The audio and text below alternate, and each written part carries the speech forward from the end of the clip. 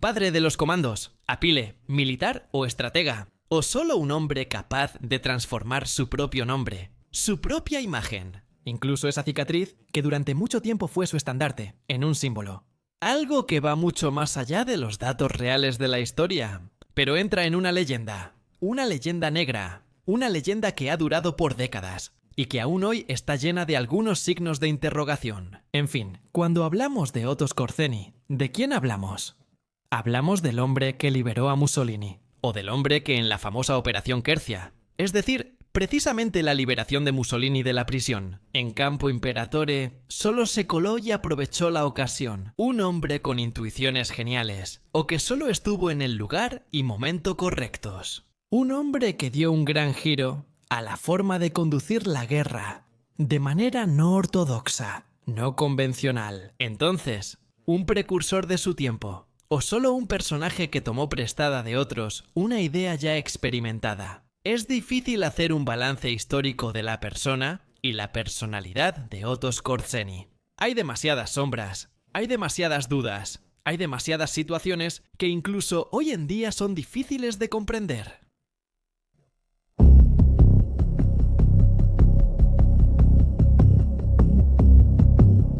Lo que es seguro en la biografía de Skorzeny es que se unió al partido nazi cuando aún era estudiante, en 1930. En ese entonces, Skorzeny tenía 22 años y ya llevaba en el rostro, en la mejilla izquierda, la marca distintiva de lo que en esa época era el símbolo de ciertas fraternidades estudiantiles alemanas. Es una cicatriz. Por otro lado, en esa época, en varias universidades de Alemania, y no solo ahí, estaba en uso el mensur, es decir, la costumbre de los duelos con sable. A veces, con los ojos vendados, lo que causaba heridas evidentes a los participantes. Heridas que mañana se convertirían en una especie de símbolo, una insignia para ostentar. No una desfiguración horrible, sino algo que certificara el estatus de exalumno de una determinada universidad. Hoy en día lo vemos como una aberración, pero en esa época era algo diferente. Lo que es seguro es que Skorzeny nunca fue un hombre común. Empezando por una de sus ideas, una de sus pretensiones, la de convertirse en piloto. Un piloto de caza dentro de la Luftwaffe en 1939. Otto Skorzeny, en ese entonces de 31 años. Pero hay un problema, es demasiado alto. Definitivamente está fuera de talla. Estamos hablando de un hombre que mide casi 2 metros de altura y pesa más de 100 kilos. Imposible de colocar en cualquier cabina de los aviones de combate de la época.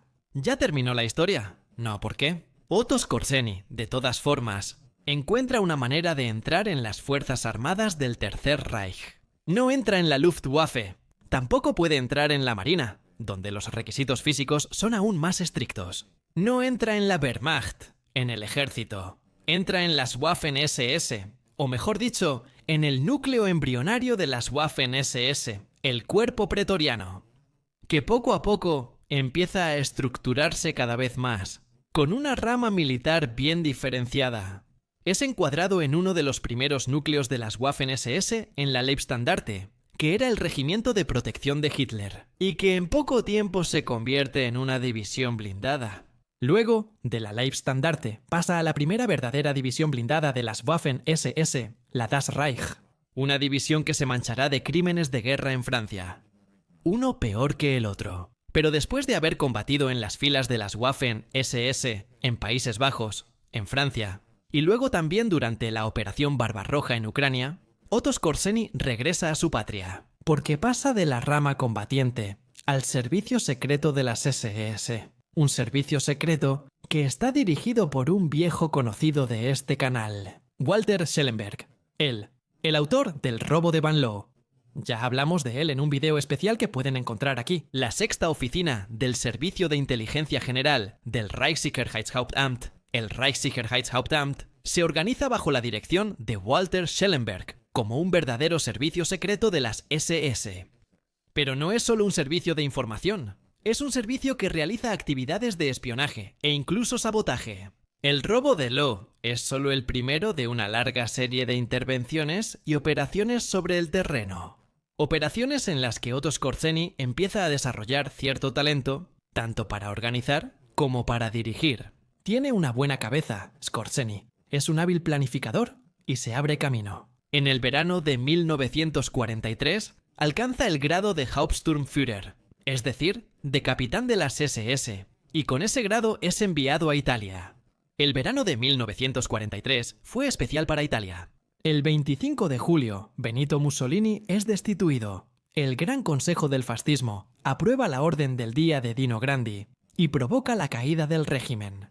Poco después, Mussolini es arrestado en Villa Torlonia por orden del rey. Se instala un nuevo gabinete de gobierno presidido por el mariscal Pietro Badoglio. Desde ese momento, Italia comienza a planear su salida del conflicto, jugando una peligrosa partida de ajedrez, con dos contendientes e interlocutores. Por un lado están los aliados, y por el otro Hitler, quien no acepta el cambio de política de Italia ni la caída de Mussolini, a quien siempre consideró un viejo amigo. Pues bien, Otto Skorzeny está entre los oficiales enviados a Italia para buscar la prisión de Mussolini. Con él está el general comandante de los paracaidistas, el general Kurt Student, que curiosamente comparte algo en particular con Skorzeny. Él también es un hombre grande y corpulento, y de hecho nunca se ha lanzado en paracaídas, pero él creó la unidad de paracaidistas, una unidad que para la Wehrmacht fue muy valiosa en los Países Bajos y en Noruega, mientras que la invasión de Creta fue un verdadero fracaso. Claro, tuvo éxito, pero al precio de demasiadas vidas humanas. A partir de ese momento, los paracaidistas ya no son un arma táctica de primer nivel, casi son degradados a simple infantería. De hecho, en ese mismo periodo, después de Creta, es decir, después del verano de 1941, las tropas paracaidistas se utilizan como guarniciones o son enviados a África. Es el caso de la Brigada Ramche, que participa en la batalla de El Alamein como infantería a pie. Esta vez, sin embargo, los paracaidistas son necesarios, porque están siendo preparados para lo que será una incursión. Ya no es una operación a gran escala, ya no es el lanzamiento de divisiones enteras sobre objetivos bien defendidos, con una masacre previsible. No, señor. Se trata de localizar la prisión, lanzar a los paracaidistas y asaltar la prisión, y liberar a Mussolini. Pero primero hay que localizar la prisión. Es algo difícil, porque Mussolini es trasladado varias veces, hasta la ubicación definitiva, Campo Imperatore en el Gran Sasso, que se elige porque se considera un lugar muy difícil de acceder, y por lo tanto, fácil de defender.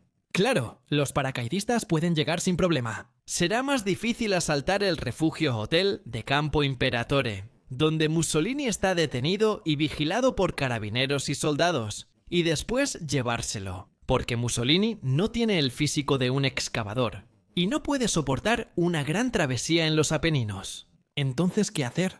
Según algunos historiadores, la idea ganadora fue de Scorzelli. Según otros, en realidad no fue así. Y aquí también comienza la leyenda negra de Otto Scorzelli. Porque, ¿cuándo se identifica la prisión? ¿Cuándo ocurre el lanzamiento de divisiones enteras? ¿Cuándo ocurre el lanzamiento de divisiones enteras? ¿Cuándo ocurre el lanzamiento de divisiones enteras? ¿Cuándo ocurre el lanzamiento de divisiones enteras? ¿Cuándo ocurre el lanzamiento de divisiones enteras? ¿Cuándo ocurre el lanzamiento de divisiones enteras? ¿Cuándo ocurre el lanzamiento de divisiones enteras? ¿Cuándo ocurre el lanzamiento de divisiones enteras? ¿Cuándo ocurre el lanzamiento de divisiones enteras? ¿Cuándo ocurre el lanzamiento de divisiones enteras? Simplemente copió la idea de uno de sus subordinados, Karl Radl, quien algunos años después publicaría un libro en el que se atribuiría el mérito de haber llevado a Fernando Soletti y, por lo tanto, de haber liberado a Mussolini. Porque la figura de Soletti es importante. Porque mostrando a Soletti a la vista de las tropas nazis, se obtiene el resultado deseado, que los carabinieri y los soldados depongan las armas. Mussolini comprende la situación, mira por la ventana al oír el alboroto y ordena: bajen las armas, no disparen. No ven que hay un oficial italiano, un general, no lo reconocen. Es Soletti, significa que todo está bien. Los carabineros y los soldados le obedecen, están aturdidos, no saben qué pensar. Por otro lado, tras la gran huida del 8 de septiembre, ellos también quedaron desconcertados, con pocas órdenes y una cadena de combatientes. Se dice que nadie pensó realmente en cómo sacar a Mussolini de ahí, o incluso, si debían sacarlo, Tal vez trasladarlo al sur, a Brindisi, donde se refugió el rey, con el gobierno. El hecho es que la Operación Quercia es un éxito. Pero Otto Skorzeny no se conforma con haber liberado a Mussolini. Quiere ser él el hombre que le presente a Mussolini liberado a Hitler. Tanto es así que Mussolini insiste de manera incluso amenazante para subir. En el Fieseler Storch, un pequeño avión de reconocimiento biplaza junto al piloto Mussolini. Reitero, se trata de un avión ligero y biplaza. No pueden ir 3 personas. Mucho menos considerando que ya Mussolini tiene una complexión bastante incongruente y que Skorzeny es aún más alto y corpulento que él. Sin embargo, Skorzeny, incluso recurriendo a algunas amenazas hacia el piloto, logra subir a bordo. El Storch tiene un poco de dificultad para despegar del suelo, pero lo logra, toma altura, llega a Pratica di Mare y desde ahí es embarcado Mussolini junto con Skorzeny hacia Alemania. Es precisamente Skorzeny quien presenta a Mussolini liberado a Hitler. Desde entonces, la carrera de Skorzeny es imparable. Es ascendido inmediatamente a Sturmbannführer, es decir, mayor, y condecorado con la Cruz de Caballero. Y se le asigna una sección especial, completamente suya, una sección que podríamos llamar de comando, es decir, de asaltantes. Una sección que entra en acción unos meses después, en abril del 44. Con un intento que casi tiene éxito, llamado Operación Rosesp. Una operación increíble para capturar a Josip Broz Tito, el líder de la resistencia comunista en Yugoslavia. Skorzeny planea un ataque llevado a cabo desde lo alto por un batallón de paracaidistas de las Waffen-SS directamente sobre el cuartel general de Tito. Bueno, la operación Rosesprung no termina positivamente, porque Tito logra escapar de la captura en el último momento. Pero esto también sucedió. Aumenta el aura de Otto Skorzeny dentro de las jerarquías nazis. Se convierte, si no en intocable, al menos en un hombre para las misiones teóricamente imposibles. ¿Por qué de todas formas le agrada a Hitler ese oficial alto, corpulento y con la cicatriz en el rostro? Me gusta porque es audaz, y es tan audaz que está en primera fila después del atentado. Operación Malchiria del 20 de julio del 44, para reprimir a los resistentes. Me gusta aún más porque toma iniciativas cada vez más audaces.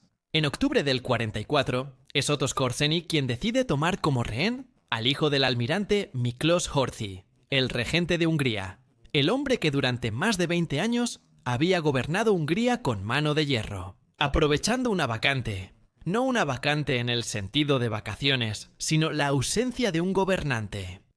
Hungría surgió independiente tras la Gran Guerra, nominalmente como monarquía, pero sin posibilidad de instalar o designar a un Habsburgo. ¿Por qué por tratados de paz Hungría no podía poner en el trono al ex emperador o a uno de sus descendientes? Y entonces, el almirante Horthy, héroe de la Gran Guerra, había tomado las riendas del país y lo había transformado en la primera verdadera dictadura fascista de Europa, incluso antes que Italia. Sin embargo, Horthy, a principios del otoño del 44, se había dado cuenta de que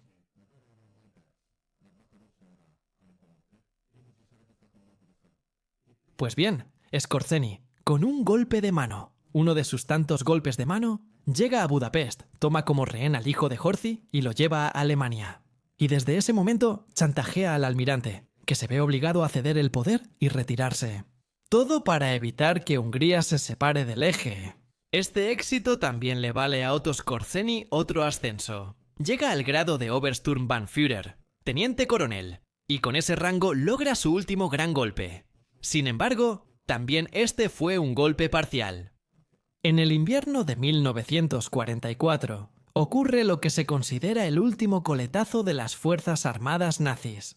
El último, en realidad, será la Operación Girasoles en Hungría, el intento desesperado de reconquistar los pozos de petróleo cerca del lago Balatón. No funcionará, pero antes de eso. En el invierno de 1944 ocurre la Operación Wagenrein, llamada Ofensiva de las Ardenas, un intento de las reservas blindadas de romper las líneas aliadas en las Ardenas, interrumpir los canales de suministro, apoderarse de los depósitos de combustible y obligar a los aliados a retroceder de Bélgica hacia Francia. Una forma de demostrar que el poder alemán aún no está intacto, pero sigue siendo temible. Es también un intento de inducir a los aliados a una especie de paz separada, o incluso a una extraña alianza para combatir el comunismo. Stalin, la Unión Soviética que presiona desde el este. La ofensiva de las Ardenas tiene una primera fase muy violenta, en la que efectivamente las columnas blindadas alemanas, guiadas por otra vieja zorra de las Waffen-SS, Joachim Peiper, logran abrirse paso. Llegan hasta Bastogne, pero junto con la operación en el campo hay algo más oculto. Otra operación de comando, donde Otto Skorzeny está en primera línea. De hecho, Skorzeny ha formado su propia unidad especial, la Panzer Brigada 150, y en la operación Grave llenó esta Panzer Brigada. Son soldados alemanes con uniforme estadounidense, que hablan un excelente inglés, a veces incluso con la jerga americana de la costa este. Estos comandos sirven para sembrar el caos en la retaguardia aliada. Dan información falsa sobre los alemanes que avanzan, quitan los letreros de las calles, desvían las columnas de suministros y las columnas de refuerzos de los estadounidenses. Durante mucho tiempo reina el caos, pero es algo que les sirve a los alemanes para retrasar la respuesta. A los aliados y estadounidenses les tomará tiempo desenmascararlo. Los comandos de Skorzeny tendrán que recurrir a preguntas realmente absurdas. Imaginen a los estadounidenses interrogando a otros soldados con uniforme americano, no sobre los planes operativos, o los planes de batalla o las insignias. No, interrogan sobre los partidos de béisbol, sobre las tiendas de comida en varias calles de Nueva York, o sobre el clima en París. Información que los comandos de Skorzeny no pueden conocer. Son desenmascarados uno tras otro, capturados y fusilados, porque, claramente, el código de guerra no prevé que quien combate con otro uniforme pueda invocar la Convención de Ginebra sobre los prisioneros de guerra. Y entonces se llega al final, no de este relato, sino al final de la experiencia bélica de Otto Skorzeny, capturado en mayo de 1945 al colapsar Alemania. Otto Skorzeny, como tantos otros, va a juicio porque está claro que sus actividades, la liberación de Mussolini, el intento de asesinato de Tito, la operación en Hungría y aún más, las Ardenas, no pasaron desapercibidas. De hecho, su nombre ya es conocido incluso por los aliados. Todos pronostican la horca para Otto Skorzeny. Él decidió disfrazar a los soldados alemanes de estadounidenses y enviarlos tras las líneas, junto con los comandos. Una operación prohibida, pero no fue así. Otto Skorzeny se salva, como se diría en jerga. Otto Skorzeny no termina en el banquillo, es absuelto. También llega en su defensa otro personaje que ya hemos visto en nuestros relatos y cuya historia está en este canal. El teniente coronel de la Real Fuerza Aérea, Frederick E. Thomas, el Conejo Blanco. El hombre que sobrevivió a las torturas del verdugo de Lyon, Klaus Barbie, y de los torturadores de la Gestapo en la avenida Foch, en París. Y Thomas también había sido un comando británico. Y en el juicio de rendición, Skorzeny testifica a su favor, afirmando que también su británico en África había recurrido a falsos uniformes alemanes para infiltrarse detrás de las líneas. Por ejemplo, en Tobruk, en septiembre de 1942. Entonces, si lo habían hecho los aliados y no le había pasado nada a quien ideó el plan, ¿por qué juzgar a un exenemigo que había utilizado el mismo método? ¿Y que tal vez se había inspirado precisamente en lo que habían hecho los aliados para esa operación? Ese es otro signo de interrogación. ¿Skorzeny había ideado solo la operación Grave o había tomado prestada la idea de alguien más? En específico, del difunto teniente coronel Heselden, de los comandos británicos del Long Range Desert Group. Buena pregunta. No podemos preguntarle a Heselden, que ya murió.